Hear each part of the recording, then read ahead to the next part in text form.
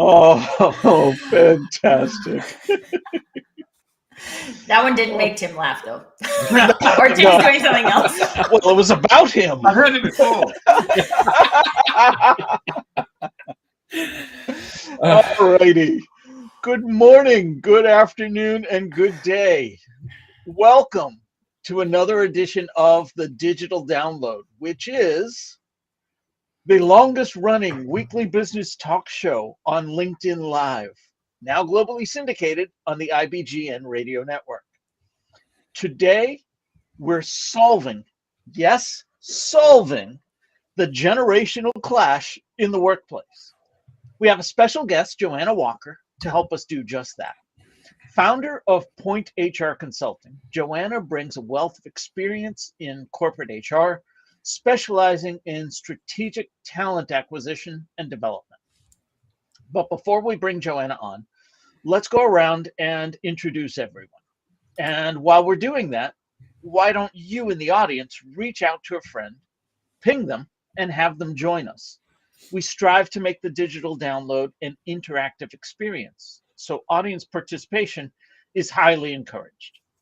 Okay, with that, introductions. Adam, would you kick us off, please? I'm Adam Gray, as you can see. I'm co-founder of DLA Ignite, and delighted to be here, the first show of the year. In fact, my first live podcast, in fact, my first video anything of the year. So very exciting for me. Excellent. Welcome. Tracy. Good morning, everyone. I'm Tracy Borson from TLB Coaching and Events, where I haven't come up with something that I really like. We're about marketing. Marketing that works. So the marketer needs to come up with something marketing-y. Do they? This is the Yeah. thing. I Fair love enough. to challenge the status quo on what is marketing. So we create marketing programs that really work for people. I'm a proud DLA Ignite partner, and this is my first live of the year as well. So I'm excited I can be here because I can't always Excellent. be here if Nicholas is at school.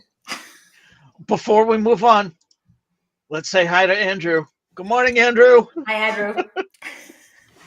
Did he wave back, I wonder? Of course he did. Good. Alex, welcome. Good afternoon, everyone, and a happy new year. Can you hear me okay? Loud and Yes. clear. Oh, good. I just see a black tile where my face should be. So I think I'm having some connectivity issues. But anyway, happy new year, everybody. Great to be here.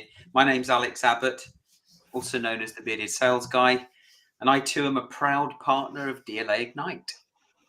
Excellent. Thank you. Welcome. And Tim. Last and no means least, my name's Tim Hughes. I'm the CEO and co-founder of DLA Ignite, and I'm famous for writing the book Social Selling Techniques to Influence Buyers and Change Makers. Happy New Year to everybody. Excellent. Happy Thank new you. year. And myself, I am Rob Durant. I am founder of Flywheel Results, a proud DLA Ignite partner, and we help startups scale. All right. So, as I said, this week on the Digital Download, we'll speak with Joanna Walker. Joanna's expertise in bridging the gap between academia and industry offers a unique perspective on nurturing the next generation of professionals. Her insights are crucial for any business leader aiming to stay ahead of the talent acquisition game.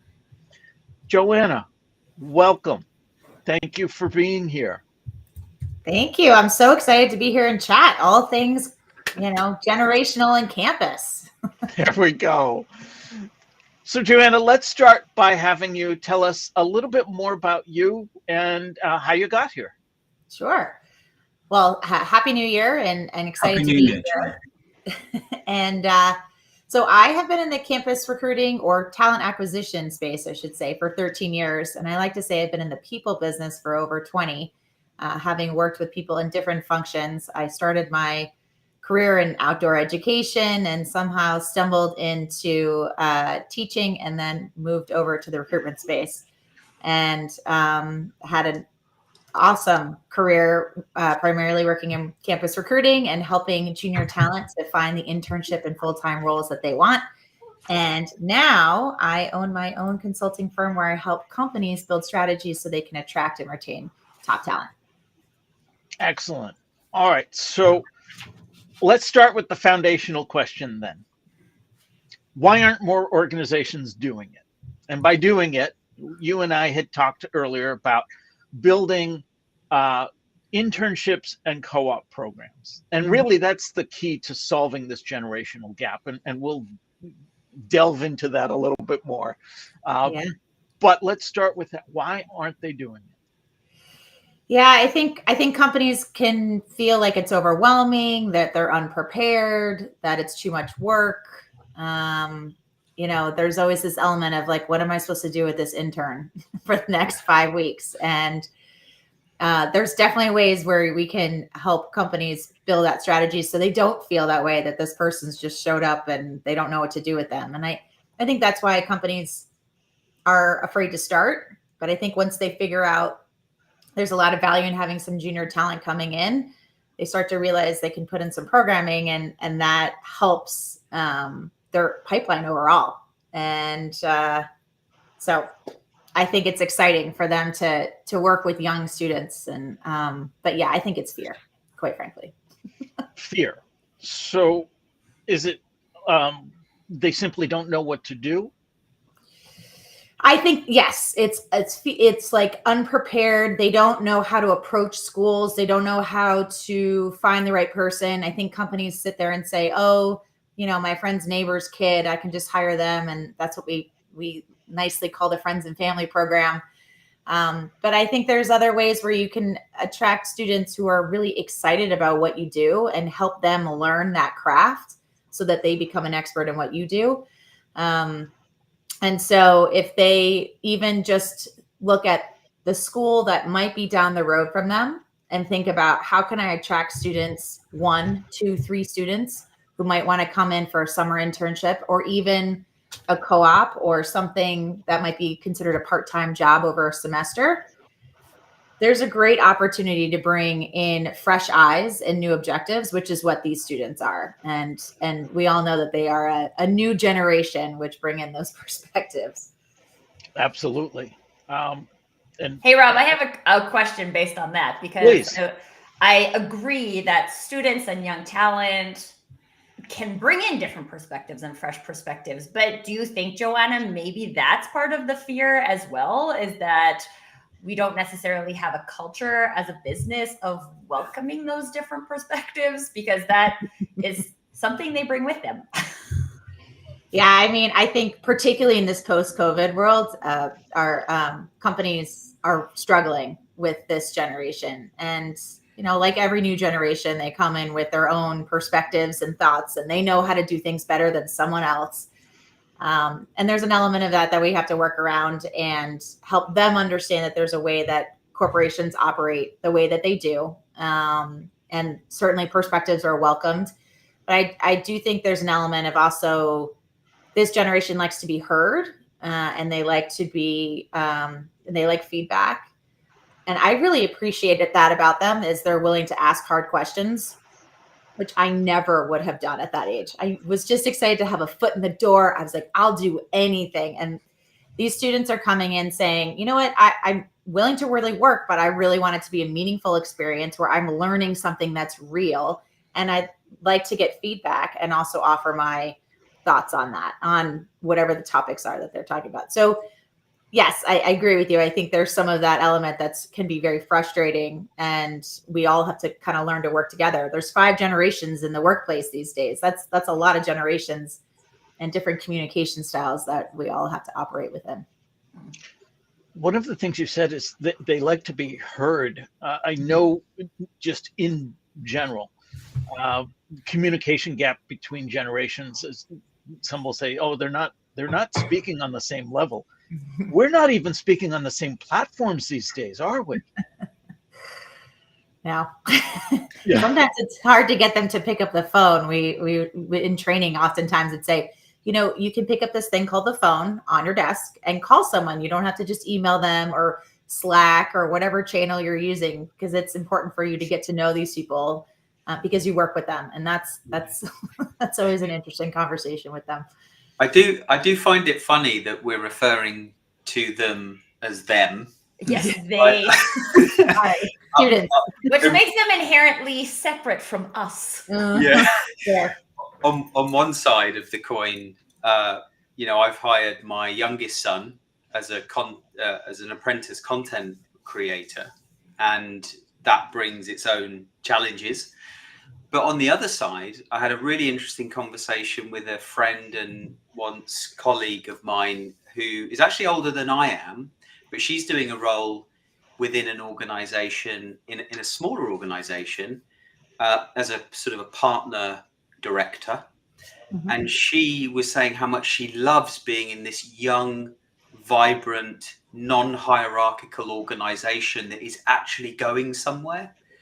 And they've built their business based on what they themselves as a business, and therefore their people, are really good at and want to be best known for.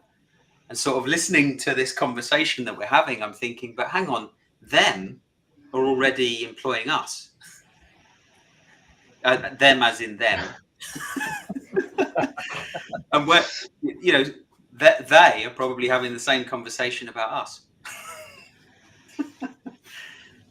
Well, and I think it's even interesting because if you use the phone as an example, even in my own personal experience, I remember like entering the workforce and you use the phone. That's like what you do. And then I started working for a company where they wanted us to only use video calls. And I was like, that's so weird. That means I have to be all like fancy for every call I need to make, which I wasn't before. So then there was that shift. And now when you say you can pick up this thing called the phone, I'm like, meh. I'd much rather do a video call because for me, I feel like I can create better connection with a face. So I like that. But there was also parts of my journey where I was super uncomfortable with that. And we use this was something that I came into the conversation really wanting to talk about, is this concept of like, there's boomers and there's Gen X and there's millennials and there's Gen Zs. And my son is like a Gen A. And like, I can't hardly keep track of this anymore, but it's like, how helpful is it to look at it as us versus, not that it's versus, but us and them versus, I think organizations like you're speaking about, Alex, it like attracts a specific type of person. And I think there are people in every age demographic who want to be heard. And so there's like the people who want to be heard, but does that fit into a specific age demographic?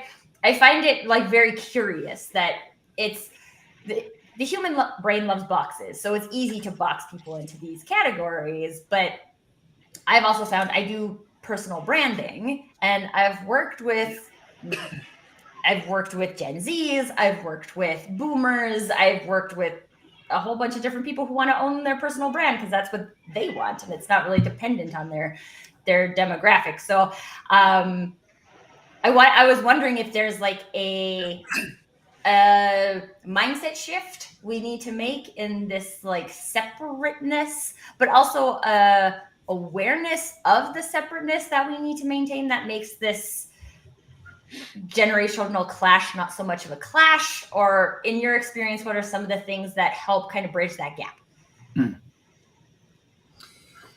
I think a lot of the conversations need to be internally in companies, but also with students. So I think there's an element where students need this sort of backpack to briefcase conversations. I think it's very helpful for students to have just some tools that are given to tools. I say tools, but some guidance around how to transition from being a student to being in a corporate world. And obviously internships are in all kinds of industries. Mine have always been with financial services or management consulting. And those are highly coveted, specific programs. Other companies may be more kind of like what Alex was talking about, where it's just different, maybe a startup world or things like that.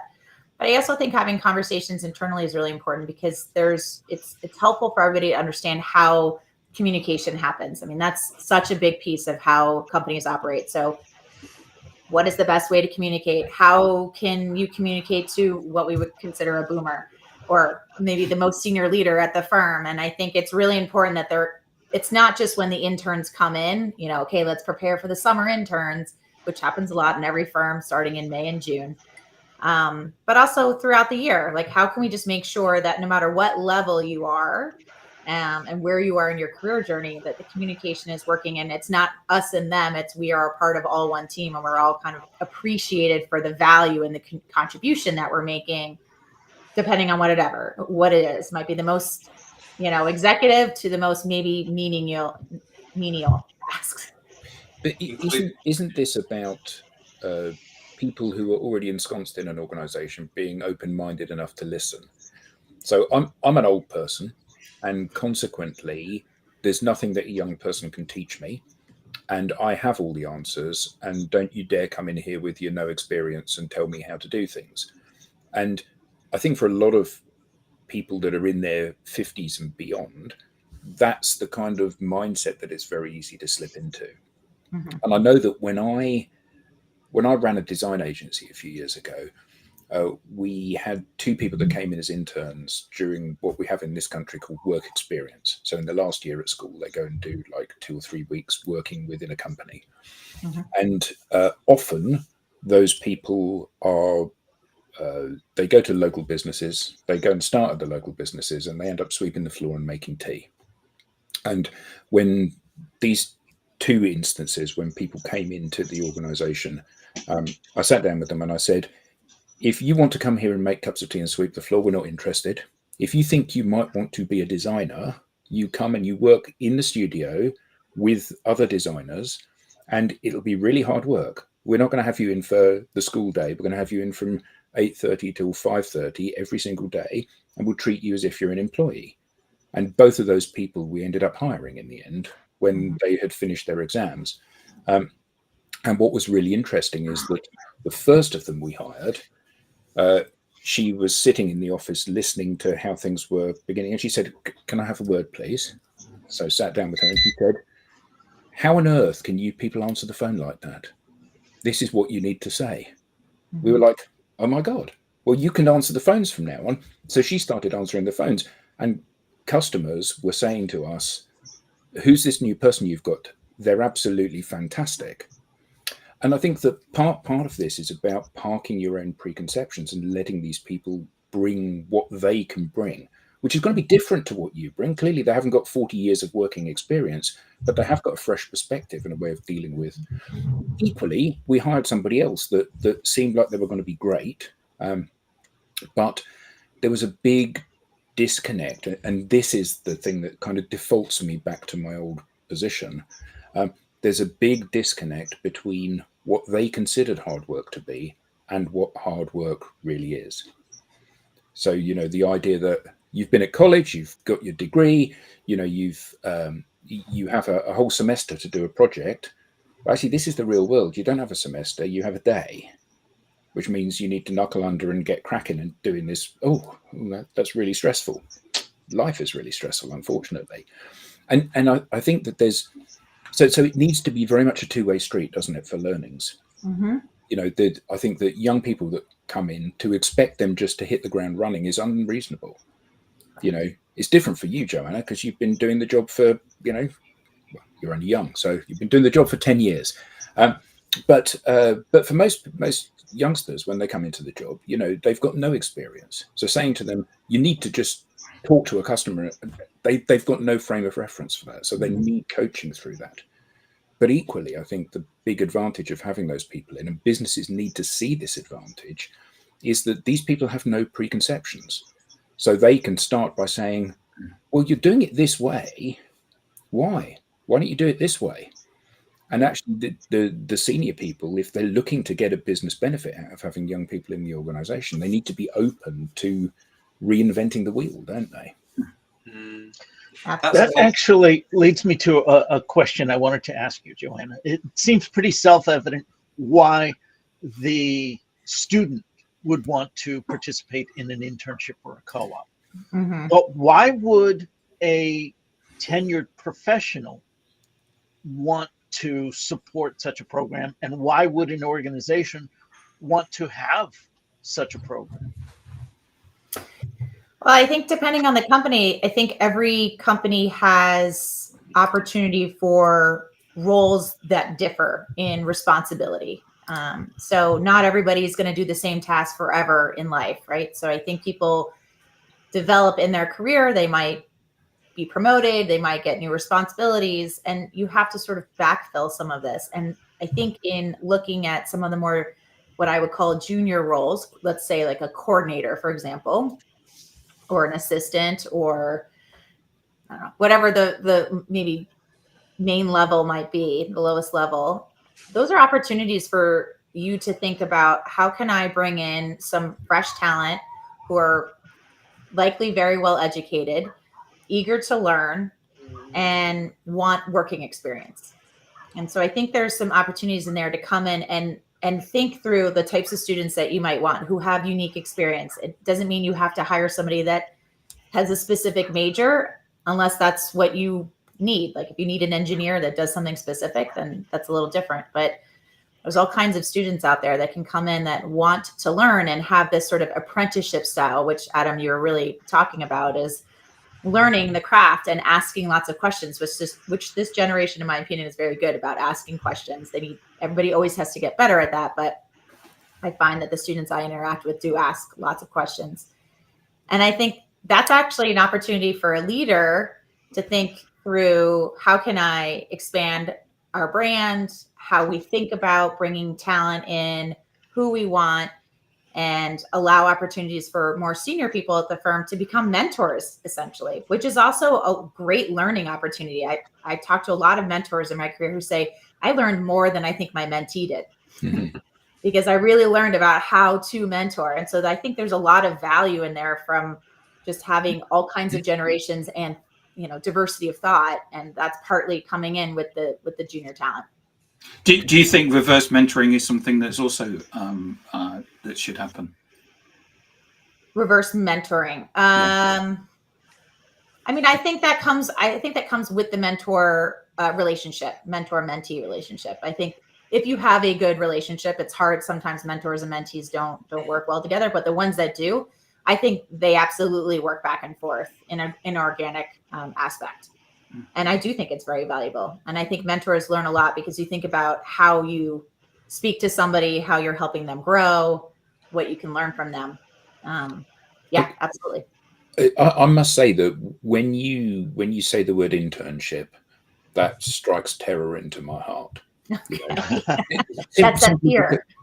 Yes, simply not because young people are coming in, but because of how these young people often these days are exploited.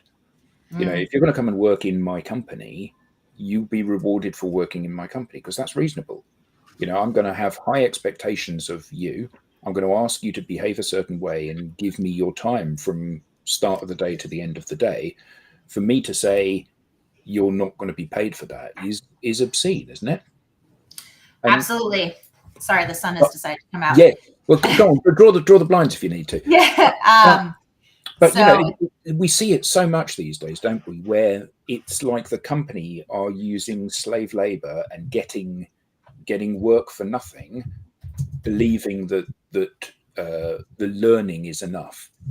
And actually, these are often people that are saddled with huge debts, having been through college, and then to ask them to continue to support themselves whilst you're monetizing them, I think it's just revolting behavior. And I would say that most internships are paid these days, not all. And I think that absolutely is unfair if they're not paid. I totally agree with you. And in fact, there's a governing body called NACE, which is the National Association of College and Educators, I believe I said correctly, in the United States at least, where they have a big campaign right out there right now saying, you need to pay for your interns. And I think that really speaks to more probably the nonprofits, startups, some of the worlds that just don't have that. And I agree with you. You absolutely need to be paid. And it shouldn't be in college credit, which therefore the students have to pay for. But when you think about some of the bigger firms like in tech, investment banking, financial services, consulting, marketing, CPG, they typically pay pretty well. And so that is also a budgetary restriction. I think that's another reason why companies might say, I don't want an intern because it's just more money. It's expensive to recruit them and then have them pay for them. And that has to be a part of our budget. I And wanted one of to the things, get to one of the comments that was shared. William Shorten, hi Will, says Will. so much comes down to mindset and attitude of both existing employees and new joiners. The most benefit you get from a new starter in the first 6 months, it's when they are still seeing things through new eyes and can bring new insight. We agree. Thank you for that, Will. Really good I'm point. sorry, Tracy, what were you saying?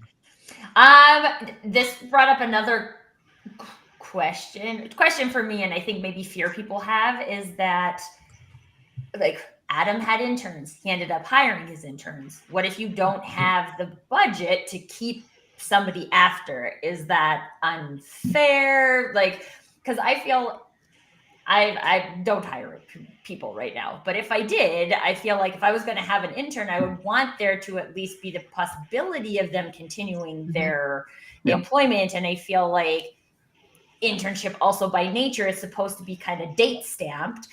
So if you're doing it for like a summer for college students, then it kind of makes sense because you're expecting them to go back to school. You're not expecting them to need full-time employment. But what are some thoughts that you have on people who are maybe experiencing that from a company perspective? Sure. Yeah, this is where campus recruiting is tough because you have to think about your head count sometimes 2 years in advance. So I used to recruit, so investment banking, this is how insane this is. You hire 15 months in advance of the internship. So I hire students their sophomore spring for them to come like 15 months later for that summer. And then I have to know the head count for a year after that. So almost 2.5 years later. Not everybody does that. And that's really hard for some companies to be able to predict that head count. So in that perspective, there's a couple things that you can do to still be able to have an internship, but also allow a student to go get that full-time job. So there's internships you could offer to somebody after their first year or their sophomore summer. Those summers tend to be places where there aren't enough internships out there. And I think if you are definitely open and transparent and saying, listen, we just want to give you a summer experience, but we just don't have the capacity to bring you back full time, or we don't know if we have that capacity yet. So we want to have you much earlier in your college career so that you can go off and get an internship. And we think this internship is going to help you get that job you want. And then let's get you to stay in touch with us because maybe there's an opportunity a year after graduation and things like that. So I agree with you. The internship really should be leading you to a full-time role. So you just need to be open and say, you're not eligible for that. So let's think about other ways for us to be unique in that perspective. So both the student gets value and you get value out of them. Yeah, which I think is important because one of the things I've been realizing right now is how many industries exist that I didn't know existed when I was in college. Yes. And it would have been like super helpful. Like I went to business school. So yeah, it's the investment banking companies, the management consulting companies, the big telecoms, those types of things that have available internships. And that's what I did, right? I went and worked for the telecom. But like now I've realized like locally, there's a very big like space industry, which is crazy. And I would have loved to know that, right? But if these types of companies aren't offering internships, then people don't know that the industry exists either. So I think from a branding perspective, there's a lot of opportunity for companies to share that. Did you know what's happening in agritech? This, right? For a business student, because no, I probably don't know what's happening in agritech and I might be interested in that.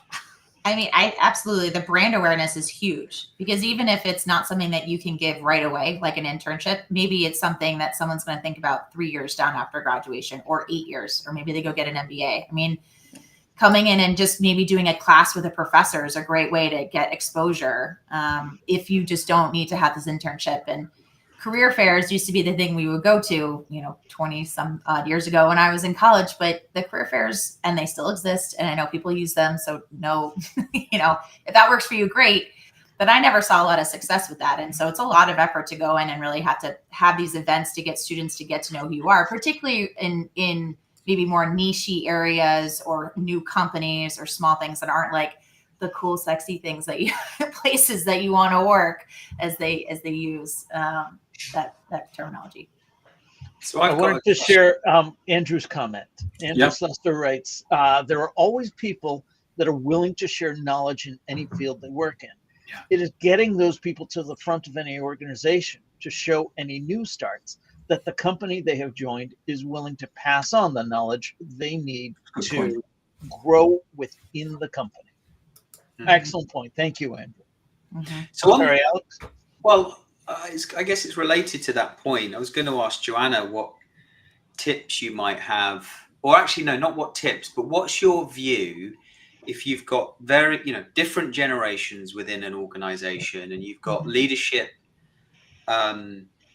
believing in one way of leading, which let's say, quote unquote, is traditional. And then you've got the younger generation expecting a degree of change. Should leadership be proactively, changing the way that they communicate with the younger generation, or should they accept that the younger generation are going to have new ideas and there's going to be new blood coming through, and they just need to be more receptive and listen to what's coming through? I would say the latter. I don't know that anybody needs to change how they communicate. It's really hard to ask somebody, in their 70s or 80s, for example, to have to communicate like through Slack if that's just not how they're ever going to be successful. Yeah. But I do think every generation and at every point in your career journey, I think it's so important to be open to new ideas. Sometimes it can be frustrating and you have to have the timing correctly, because sometimes if you're not in the right mindset to accept the feedback and the questions, it's not going to go over very well. But for the most part, I think leadership has such an opportunity with people coming in and giving their perspective, because I think that leads to broader conversations. It's not just, okay, well, thank you for your questions. It's also, I'm, really intrigued by why you're saying that, but also this is why we do it this way. Let me talk you through the bigger picture. Let me educate you in how we've been able to do things so that you have a better understanding, and therefore it helps your job. So I think it kind of opens up to that mentorship, right? Or the apprenticeship that we talked about, those kinds of elements. And it's got to be a two-way street too. And I do think any generation, even myself, I would love to sit down with a senior leader and ask questions. Yeah, which is when I listen to you speak there, Joanna, I'm thinking, well, that's more transparent leadership. It's more transformational leadership. That's what leaders, in my mind, should be. Yeah, totally. Yeah. Agreed. Corinne Meyer shares, and Joanna, I'm curious to get your take on this. She has 2 points. We'll bring them both up. First, she starts, however, today with social media creating so much exposure for startups like space and agritech, students should be reaching out as well. Is it just me? And then she goes on to say, and to Andrew's point, you simply have to use LinkedIn appropriately, and you can find your way into any which organization by sending some messages. So to that broader point, how should students be using social media to leverage that next opportunity? And conversely, in your opinion, how should organizations and people within those organizations be using social media to facilitate that career opportunities within their organization? Yeah. So there are a number of platforms that companies, particularly in the US, use, and I'm sure there's something similar in the UK, for example. So Handshake is a place where a lot of schools, it's just the platform where they post all their jobs. And so that's the first way that a student can go and see what school, all the jobs that their school has accepted. LinkedIn is a great tool, particularly for students when I consider them to be either at a non-target school, i.e. a school where maybe a lot of companies may not visit, or they're looking for something that's very niche. So to use your examples, space or agritech that are in the startup space, you do need to be a lot more savvy, and you do need to kind of do your research. And I talk to a lot of students about that. You need to go out, figure out what you want to do, figure out the best companies that do that in a wide range. You don't just look at 5. You've got to open up that net. And then you need to do some of this outreach, and that outreach should be things like, who are the alumni that you're already connected to, who are maybe from your high school or your current college, or maybe the town you grew up in. We all have different unique connections over time. See if you can utilize that, because what Andrew said was earlier, saying we can all, anybody's willing to talk to you, and I think that's right. If somebody approached me, I'd give you 10-15 minutes, but you also need to come prepared with questions about what you want to learn, and see if there are opportunities. There aren't always internships everywhere or jobs, but you can certainly get something out of that informational call that then might lead you to the next person to speak to or company to research. And so from that perspective, I think social media is helpful. I think when you look at Twitter or X, and you look at Instagram, those kinds of social media, not every company is on there, not every company uses it. So that's a little more limiting. Should they be? I go back and forth. I think there are certain companies where it's important for them. I can see why marketing companies and certain companies that are out there for that brand awareness, but I do know that there's a lot of these older organizations where they've got a lot of compliance issues, and there's a liability in that. And so I can understand why they may not be out there. And I've seen where that hasn't gone very well, particularly in financial services. So not sure I recommend that. But I'm interested to get your view, actually, Joanna, as a HR consultant. I provide social selling training, and when speaking to HR, they have a specific view about whether or not employees should be using social media. Do you have a view on whether or not they should or shouldn't? Is there should there be a policy in place? Should you give employees the freedom to develop their personal brand on social media? Probably, it's a really good question, because I think we're kind of entering into a world where social media is taking over in a good, I think there's a lot of positive to social media. But I also think with AI becoming much more prevalent and going to continue to be, I think there's a lot of caution that we all want to bring with that. So I might put policies around that, because it would be horrible to think that maybe you started doing some brand and then maybe some sort of AI bot gets created and then it's doing something that isn't you. And so I could see that going down the wrong route. But I do think having things around LinkedIn, I was always very conservative about it, but I don't think I had to be. That wasn't necessarily as dictated by my employer. But I could have absolutely been out on LinkedIn regularly saying, here are all my events. These are all the things I'm going to. Hey, students that follow me. That was kind of exhausting. So it was like one more part of my job I just didn't want to do. But I think a policy is probably very smart in a way of just providing some guardrails around the types of things we would be comfortable with you posting, because you are representing a company that you work for that you don't own. Could you put up Corinne's comment, Rob, please? The most recent, yes, this one? Yeah. Mm-hmm.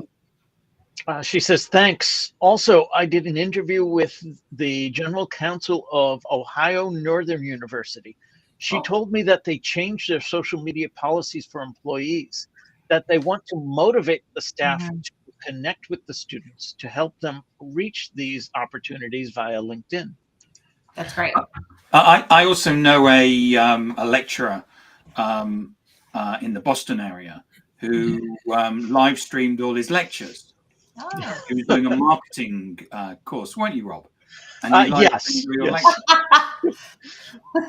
Yes, I do try and incorporate social media into the curriculum. I believe that the students know how to use it. It is the organizations, and again, I emphasize the people within the organizations that can benefit from understanding that. That, to me, is a great way to facilitate the conversation between both parties. And it's not necessarily a here's our company, here's all of our wares, do you want to buy some type of approach. It's just, here's where we fit in the world, here's what we are doing, here's our stance on sustainability, for a marketing organization, for example. So why would a marketing organization want to speak about sustainability? They don't necessarily. They just want to talk about day in the life at their organization and the things that they believe, because it's my understanding anyway that this up and coming generation cares as much about things beyond the scope of the dollars and cents, and they care about the culture, they care about the beliefs of the organization. So you want to convey that, especially for those lesser known brands, those startups that have no brand reputation, or that fourth largest competitor in the marketplace. Well, nobody's going to send the resume to the 14th largest one. Maybe they need to put themselves out there a little bit more. So that's where I see opportunities for organizations to really get a leg up on campus recruiting by starting their publicity campaign, if you will, by speaking to the people that they want to attract about the things that those people are interested in. Thanks for that. I think this brings up something else for me too, because when we look at this concept of being social, and I know when, at least on this show, we talk about social media, we talk about it from a being social point of view. The different generations have a different way of being social. So similar to how Adam was talking about, my definition of hard work is not the same as your definition of hard work. If our definitions of being social are different, and we just say, go out and be social. We ask the students to go out and be social, and their way of being social is using TikTok. And my way of being social is going to have coffee with somebody. Then innately we're running into a problem, because while it's not a bad idea to recommend that people go out and be social, we don't have the same ways of being social. And that is also within demographics, we have that problem too.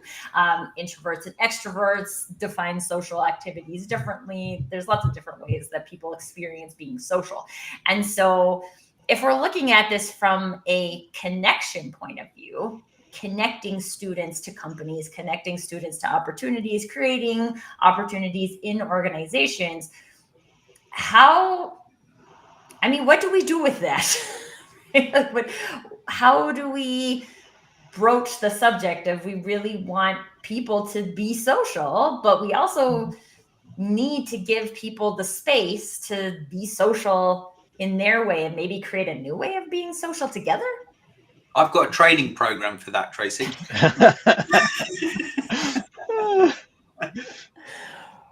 So, Joanna, we started this. I put you right on the hot seat to begin with, saying, why aren't more organizations doing it? And I had no intention of putting you on the hot seat, but you came up with a great answer, and I appreciate it. And the long and the short of it was fear of the unknown. So let's get back to that then. What are the first steps in establishing a successful campus recruiting program? So a couple of things I think is very helpful. One, you need to figure out, what is this internship going to be? What is this going to look like? And will it convert to a full-time? And I would say that an internship is the best way to start from a campus recruiting perspective. I think it's easy to say, oh, I'll just hire somebody when they graduate. But the advantage of the internship is that sort of try before you buy situation, where you really get anywhere between 8 and 10 weeks with someone. Maybe it's longer if it's a co-op program, where you get to assess them, whereas they also get to assess you. So I do think the internship has a lot of value. And then you got to figure out, what is that internship role going to look like? What's the type of work that we would ask them to do? And making sure it's real work. It's not just some projects that are not helpful or not applicable to what the job is. You really need to get them to sit in on meetings. They need to understand the type of work. They need a workflow. So those are the things you have to commit to. And then you think about, okay, now how do I find the right people to sit in these seats? And, if you can get at least 2 interns, I think that's great. It's always hard for one intern to be by themselves and be successful. I think 2 is always a great way to start. So if you can do 2 and you afford that, I think that's a great way to start. Yeah. And so I'll save it. Okay.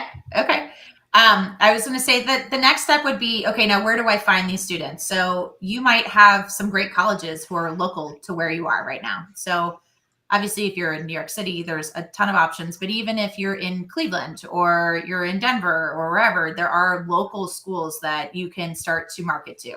That's one way to start. You could also look at your college. You're an alumni of a school likely. Where did you go to school? Could you work with that career services to post? And then lastly is to get yourself known. So we talked about the brand awareness a little bit earlier. It's really, how can you get in front of some of these students? So is it going on campus and hosting an event? Maybe it's networking. Maybe it's working with a professor to do a class with them so they understand what you do. I think that's a really effective way. Or you do a case study on campus so that students understand the type of work. And then you build on those relationships and keep up with those students ultimately to your interview process. And so that beginning framework seems like a lot to do, but you can scale that very quickly if you need to. Whether you're hiring one person or 30, that is about the same. And it's kind of the amount of schools that you go to just changes. So it's just that initial structure that can be a little exhausting. As you were talking about that, I immediately went to thoughts on costs and ROI. And I don't want to put you on the spot. If you know, great. If you don't, I'll do some research. But that's why people sign up to be a guest, right? That's right.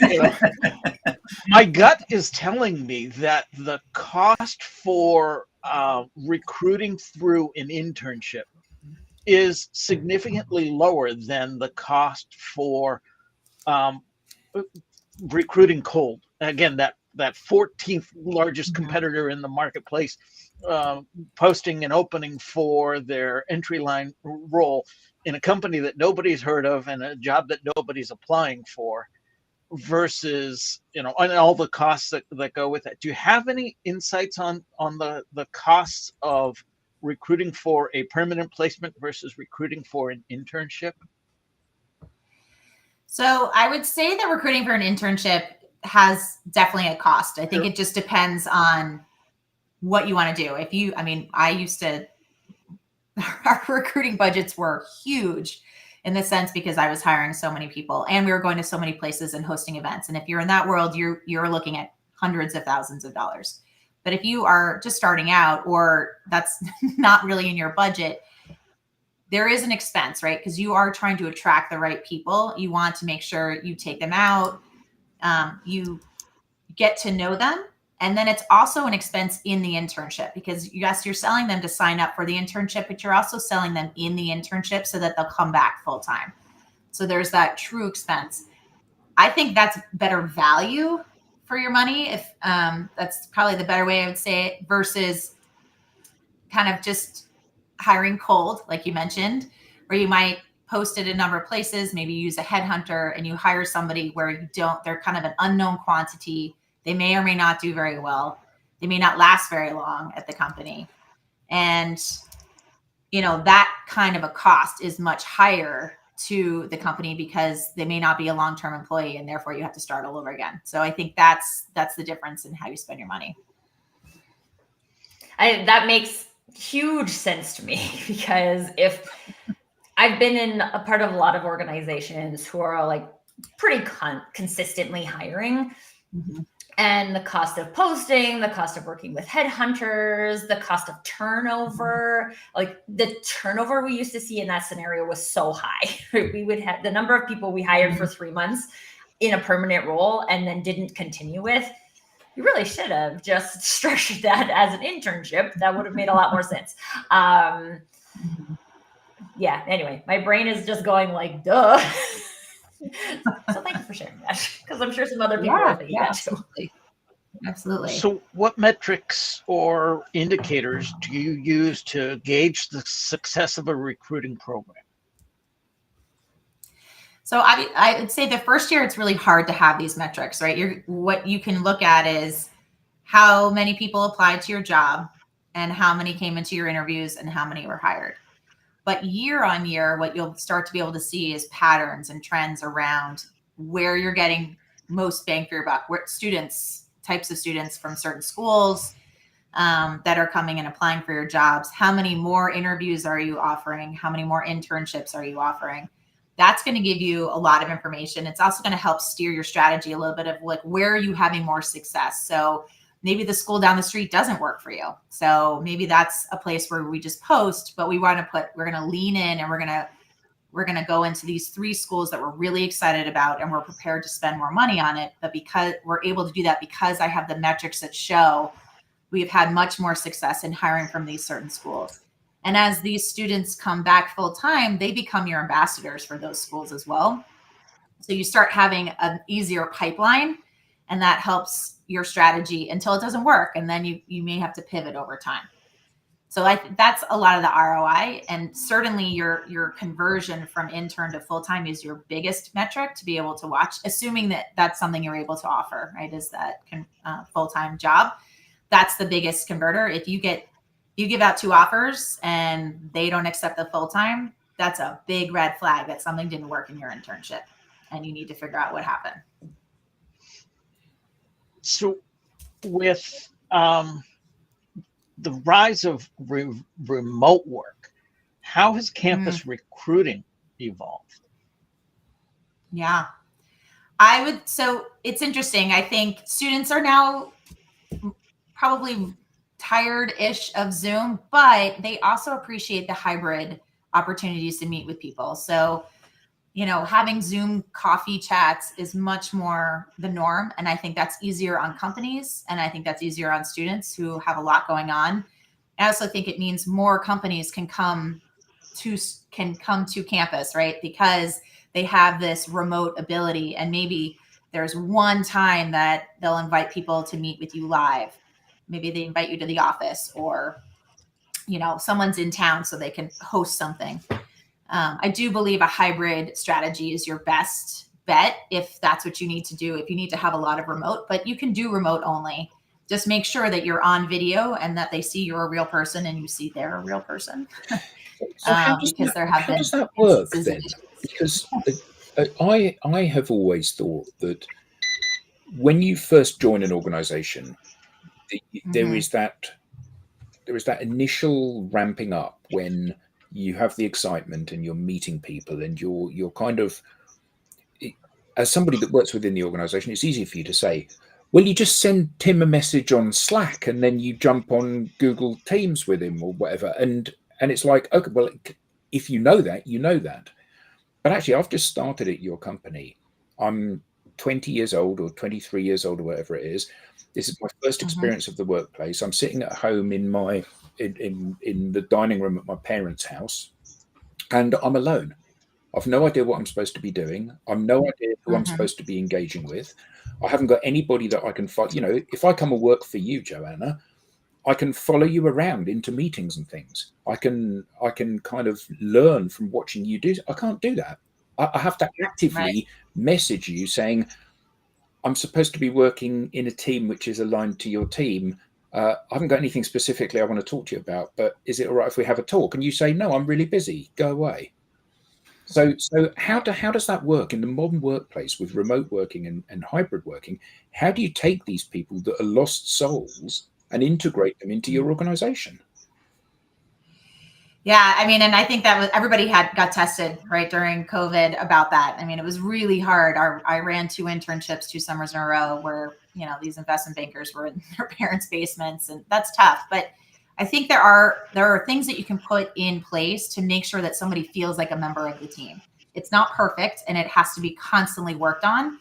But your onboarding experience is huge. You need to know, when you're getting into the company, this is what you do. This is who you can speak to. Maybe assign a mentor to this person and a buddy being somebody who's maybe a year, 2 years, 3 years in advance of you. So they can ask you all the silly questions like, where are these documents? I can't find them. How do I use this system?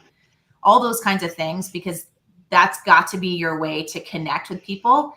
And then those mentors and buddies really should be tasked with making sure that you, as the new hire, get exposed to as many people as possible. Let me introduce you to such person. Let's make sure you meet. And it is a lot of work, but it's the only way to make sure that somebody feels like a team member, so you aren't so isolated. Like you said, it's your very first job, and it is easier to be in person, and I would always recommend that, but that's not how every company operates anymore. So the onboarding and the continued onboarding of that new hire is so important. It can't just be 1 week. It's got to be 6 months. Rob, could you bring Corinne's comment up, please? Because Absolutely. backs up what Joanna just said. Mm-hmm. No. No, the one before that. Oh, I thought we had covered this one. Oh, no. She says it doesn't work very well. No offense, unless the company has a real proficient virtual onboarding program. Well, and I would even say, like, it gives you the opportunity to test how good your onboarding program is in general.